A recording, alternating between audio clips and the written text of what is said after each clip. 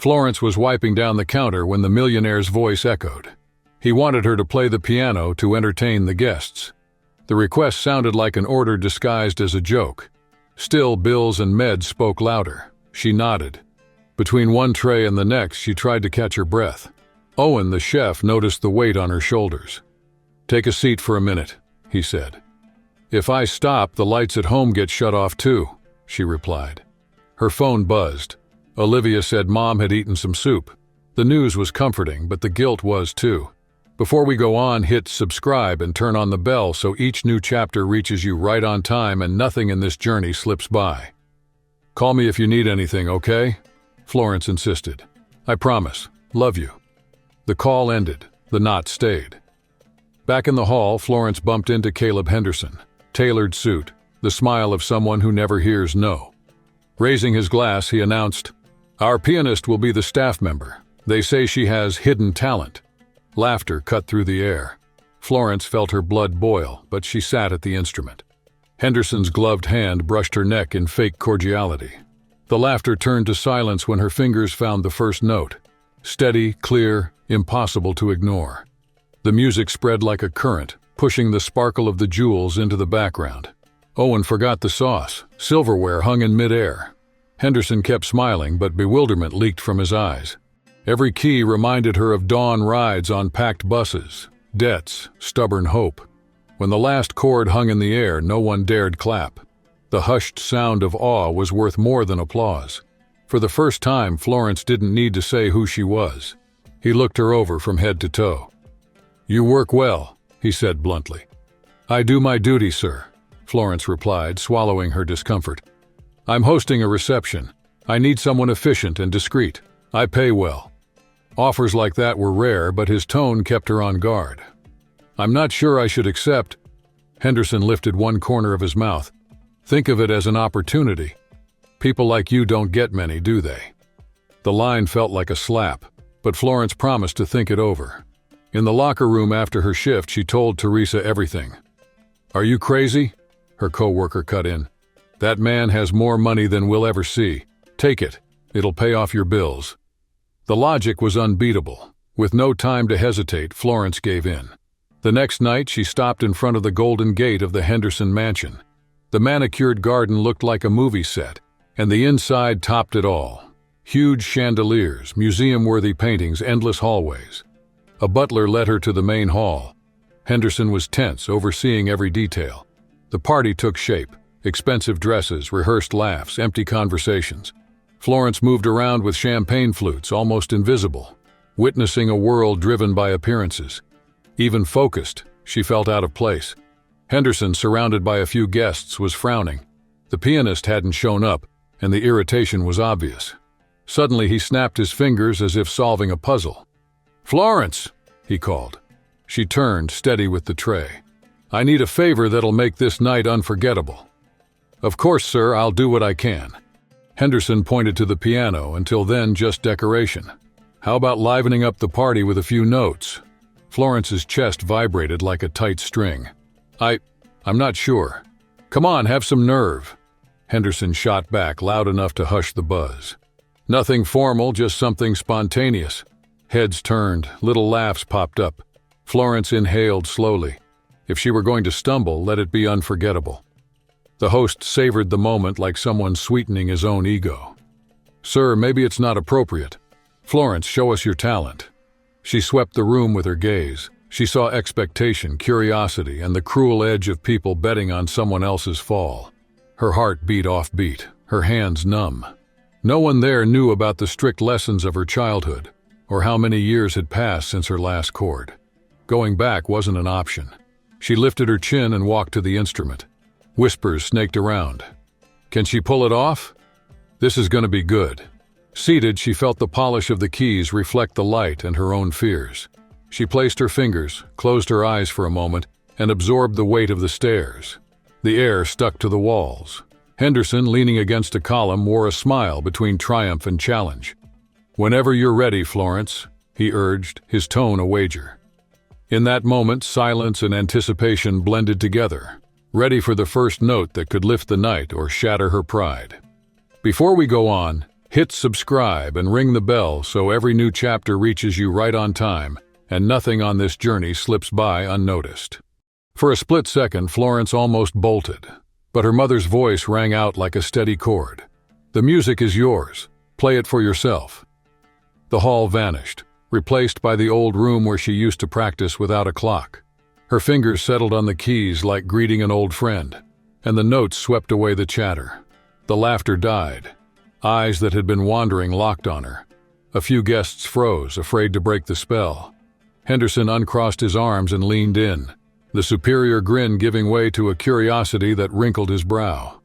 The last note hovered in the air, then faded. Florence held the thick silence, then let a small smile appear. A timid clap broke out, gained allies, and soon filled the hall. She stood slowly, heart racing, avoiding Henderson's eyes even though she felt their weight. "Remarkable," murmured a woman by the window, sparking another wave of applause. Florence thanked her with a slight nod and gathered the score. The conversations came back, now charged with a different energy. But Henderson stayed quiet, face serious, as if he were recalculating the world. Without meaning to, she had become the center of the night.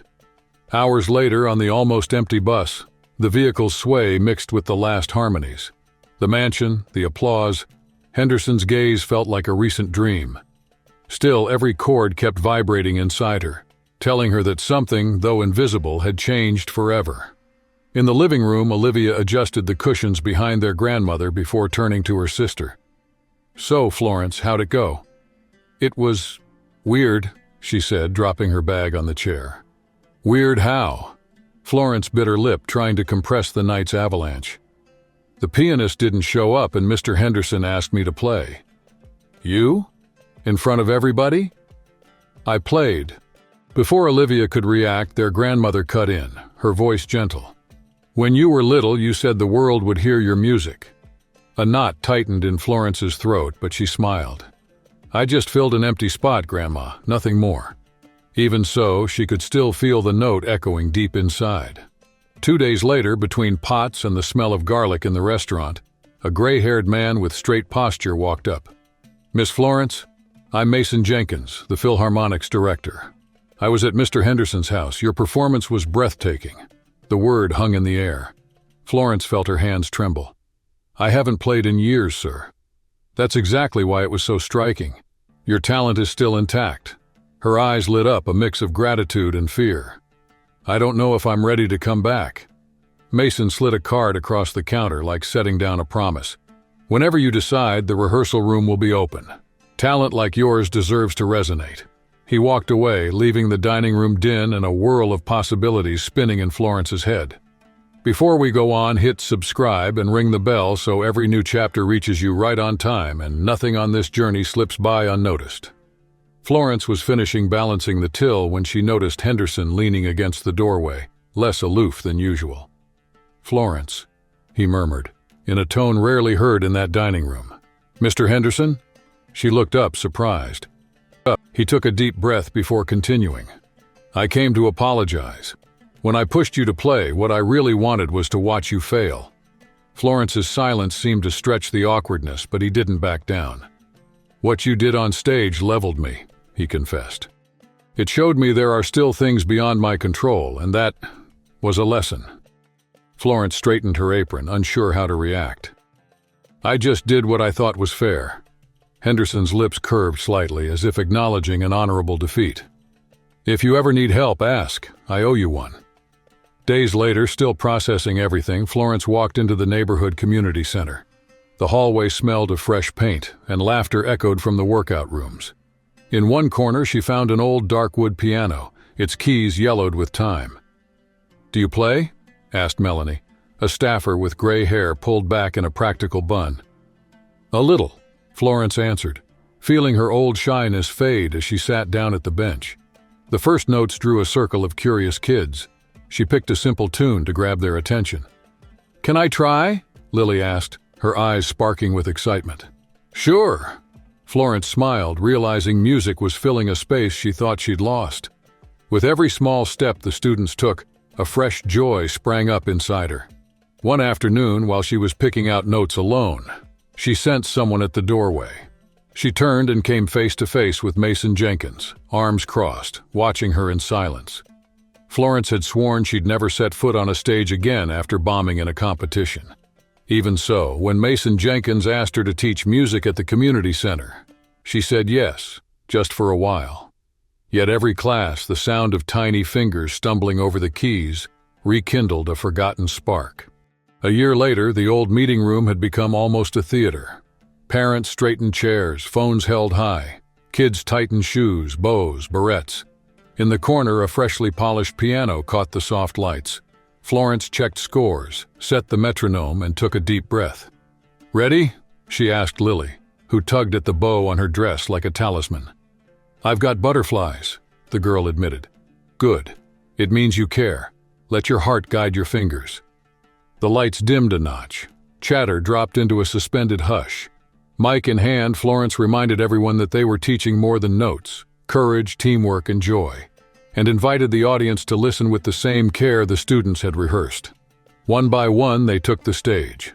Every tune, no matter how simple, drew full applause.